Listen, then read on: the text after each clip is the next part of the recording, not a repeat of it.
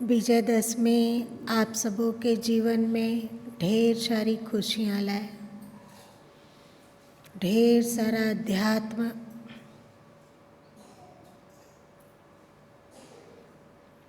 और भौतिक शांति भी।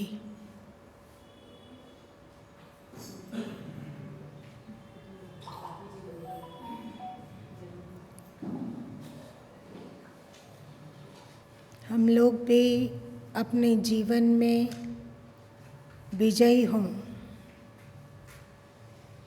जैसे श्री राम ने रावण पर विजय प्राप्त किया, देवी ने महिषासुर पर विजय प्राप्त किया, वैसे ही हम लोग भी अपने जीवन में तमस पर विजय प्राप्त करें।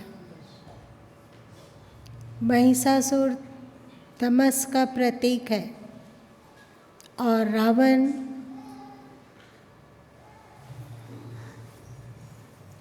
पशुता का। जब पशुता और तमस पर विजय होता है तभी विजयदशमी फलित होता है। हम लोग के भी चित्त में शांति हो, हम लोग भी बुराइयों पर विजय प्राप्त करें, हम लोग भी पशुता पर विजय प्राप्त करें, हम लोग भी देवत्व की ओर बढ़ें,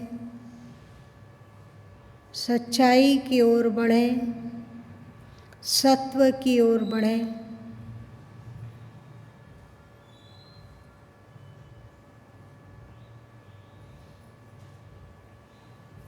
और अपने जीवन में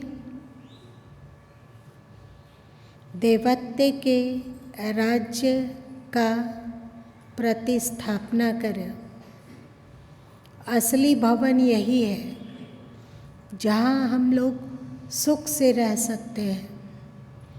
बाहर का बनाया हुआ भवन भले शरीर के लिए लाभदायी हो, पर भीतर यदि हम धर्म का भवन बना सकेंगे, देवत्व का भवन बना सकेंगे, तभी सुखी होंगे।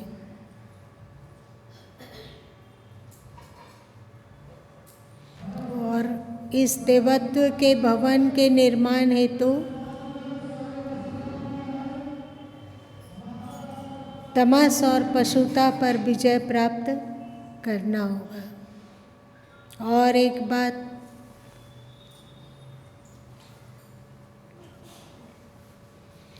श्री कृष्ण कहते हैं गीता में कि मेरे भक्त का कभी पतन नहीं होता। इसका मतलब है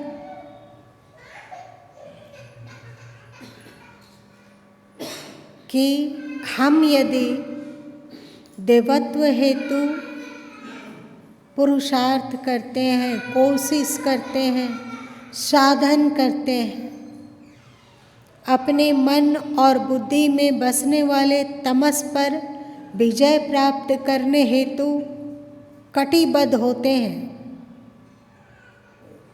तो इस संस्कार का नाश कभी नहीं होगा। सदगुरु कबीर साहब की एक वाणी है,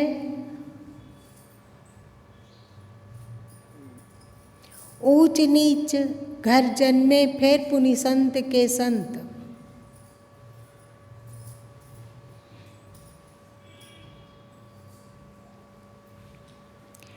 भले ही प्रारब्धवश कहीं भी हम लोगों को जन्म लेना पड़े, पर हम लोग सत्य के राही, सत्य के पथिक होकर ही जन्म लेंगे।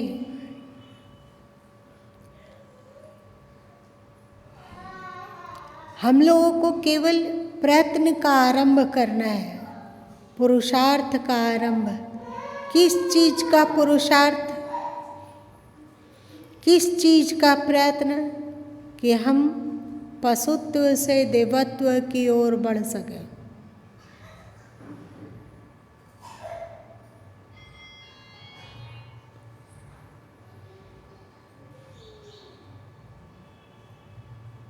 भक्ति बीज पलटे नहीं, जो युग जाए अनंत। ऊंच नीच घर जन्मे, फिर पुनि संत के संत। भक्ति का बीज पलटता नहीं है।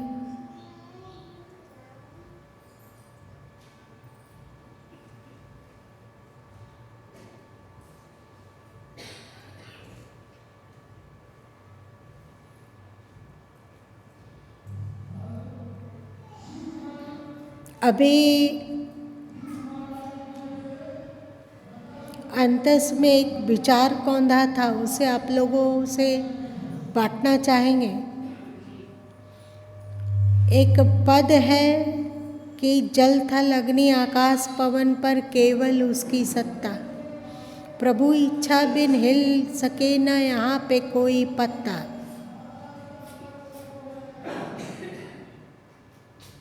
इसके पीछे तथ्य क्या है? इसके पीछे रहस्य क्या है? इस्लाम और हिंदू धर्म में यहाँ थोड़ा सा विरोध है।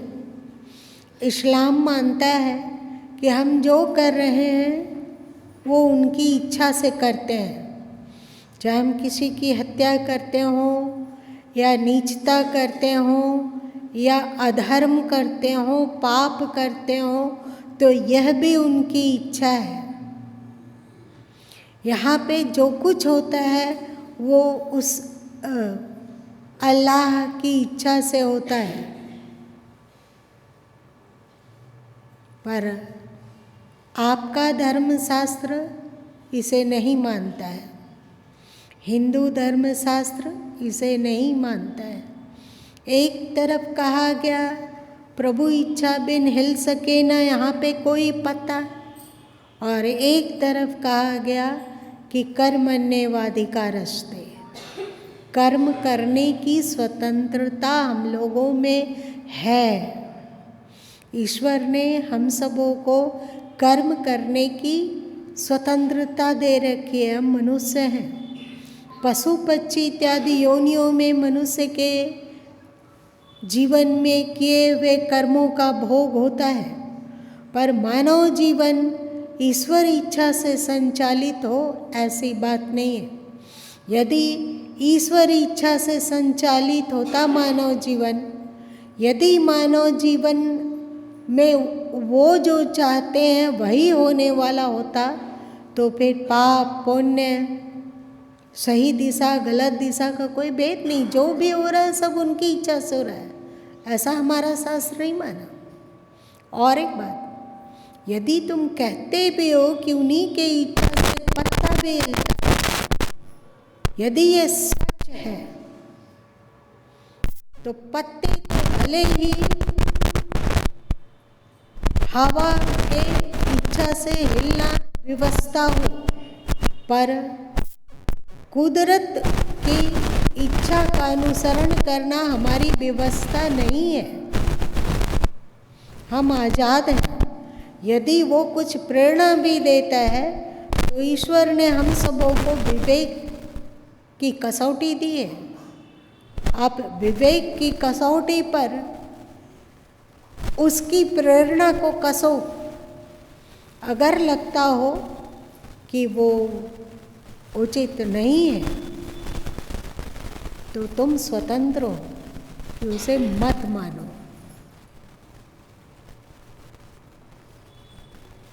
इसी तरह की कुछ घटनाएं हैं कि ब्रह्मा विष्णु शंकर माता अनसुईया के पास पहुँचे और उन्होंने ऐसी फरमाइश की जो धर्म विरुद्ध था। तो माता अनसुईया में इतनी कैपेसिटी थी कि उन्होंने उन तीनों को 6 महीने का शिशु बना दिया। हम लोग माता अनसुईया के वंशज हैं, हम लोगों में कैपेसिटी है।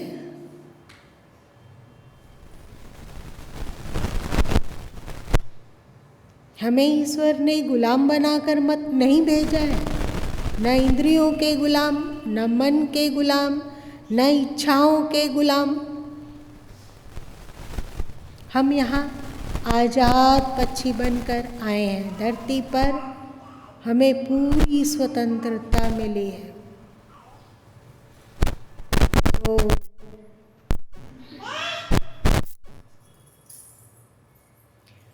सब कुछ बेचा जा सकता है यहाँ पर आत्मा को नहीं बेचा जा सकता। गुरु माँ तो कभी कभी ऐसा भी कह देते हैं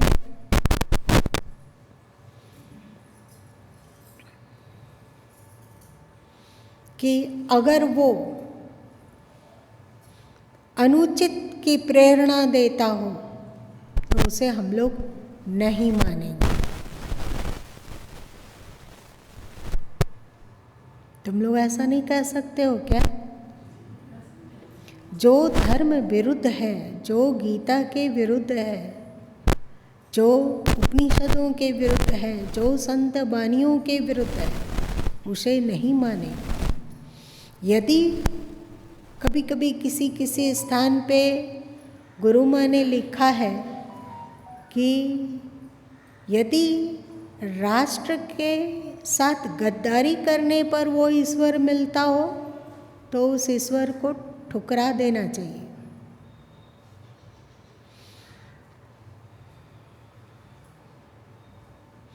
सत्य के हम बंदे हैं। अस्तित्व भी यदि रित में है, सत्य में है, तो वो स्वीकार्य है, और वो अस्तित्व भी यदि रित पर नहीं है, सत्य विरुद्ध प्रेरणा देता हो, तो उसे भी अस्वीकार कर दो।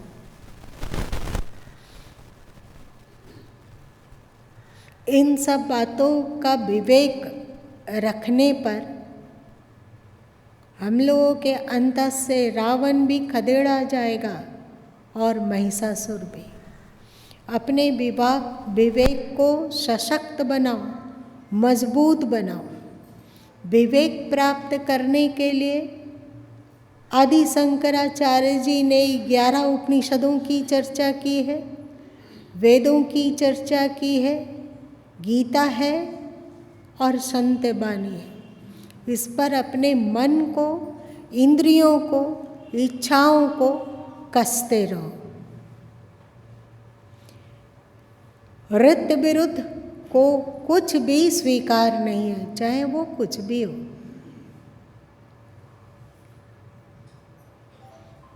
आप लोग सहमत हैं?